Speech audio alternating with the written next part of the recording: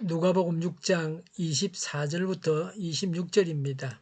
그러나 너희 부요한 사람들은 화가 있다. 너희가 너희의 위안을 받고 있기 때문이다. 너희 지금 배부른 사람들은 화가 있다. 너희가 굶주리게 될 것이기 때문이다. 너희 지금 웃는 사람들은 화가 있다. 너희가 슬퍼하며 울 것이기 때문이다. 모든 사람이 너희를 좋게 말할 때에 너희는 화가 있다. 그들의 조상들이 거짓 예언자들에게 이와 같이 행하였다. 아멘. 어떤 사람에게 화가 있습니까? 네 가지 점을 말합니다. 앞에 나왔던 네 가지 복과 각각 대조되고 있습니다. 세상에서 생각하는 복과 정반대의 것입니다. 화는 회개하지 않는 불신자들에게 임할 저주의 선언이고 심판의 선언입니다. 24절에 그러나 너희 부요한 사람들은 화가 있다.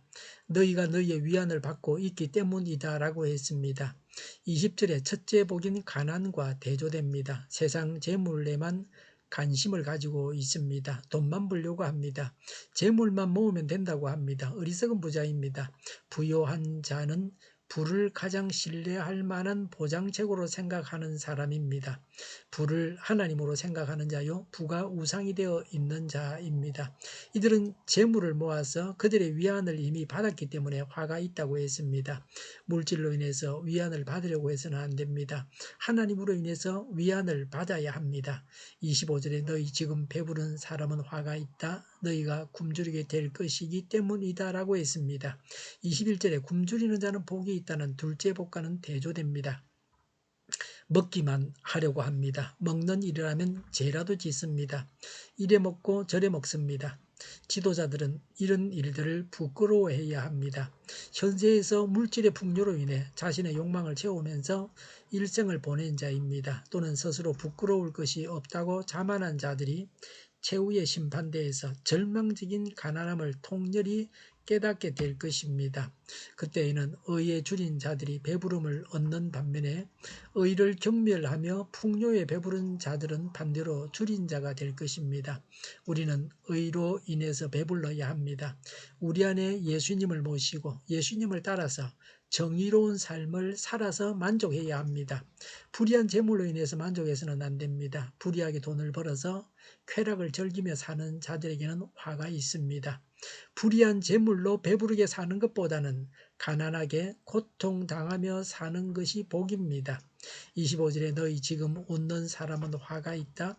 너희가 슬퍼하며 울 것이기 때문이다 라고 했습니다.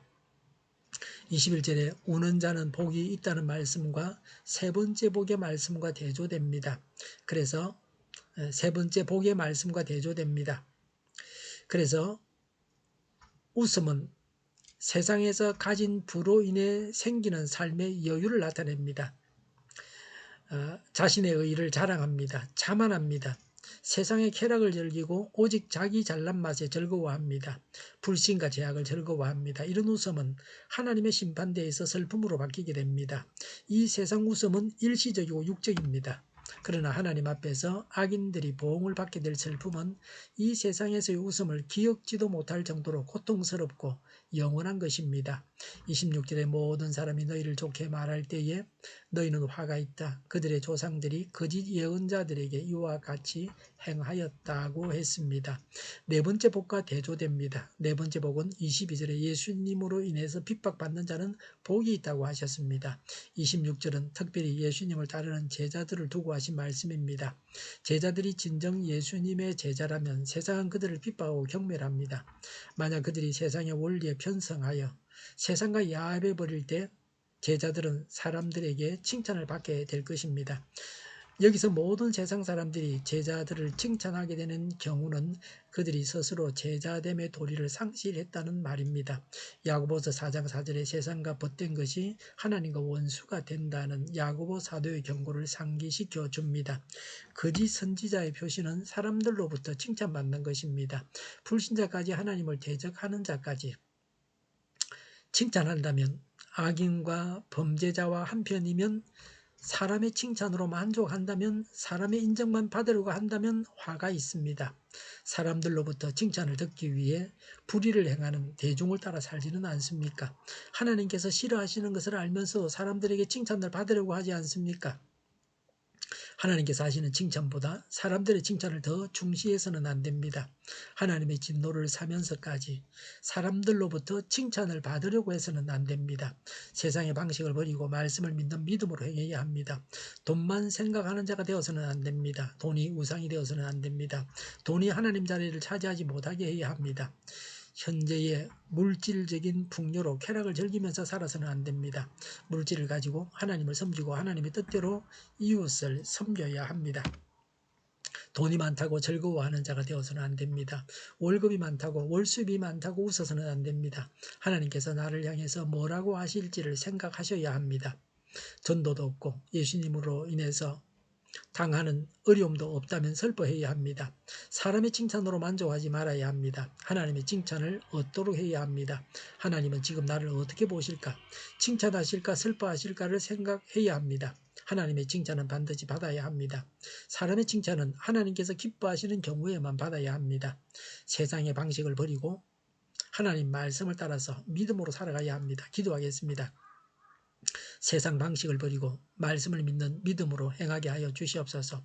오늘보다는 내일이 더 낫게 하옵소서. 교회가 분열되지 않고 하나가 되게 하여 주시옵소서. 모든 언론이 제 역할을 다하게 하여 주시옵소서. 정의가 강물처럼 흘러가게 하여 주시옵소서. 하나님을 대적하는 법을 만들지 않게 하여 주시옵소서. 코로나19가 물러가고 바로 백신 접종을 완료하고 치료제가 나오고 갇힌 생활이 끝나게 하여 주시옵소서. 수도권과 부산과 영도의 환자 복종을 막아 주시옵소서. 우리 동일교회가 만군은집하게 하여 주시옵소서. 예수 이름으로 명하노니 모든 병만은 물러가고 몸의 모든 부분들을 온전하게 될지어다. 신유의 기적을 베푸셔서 지금도 저희의 질병을 고쳐 주시옵소서. 저희와 교회와 이 나라의 민족을 불쌍히 여겨 주시옵소서. 교회와 나라의 지도자 복을 허락하여 주시옵소서. 하나님께서 기뻐하시는 나라가 되게 하여 주시옵소서. 늘 맑은 공기를 마실 수 있게 하여 주시옵소서.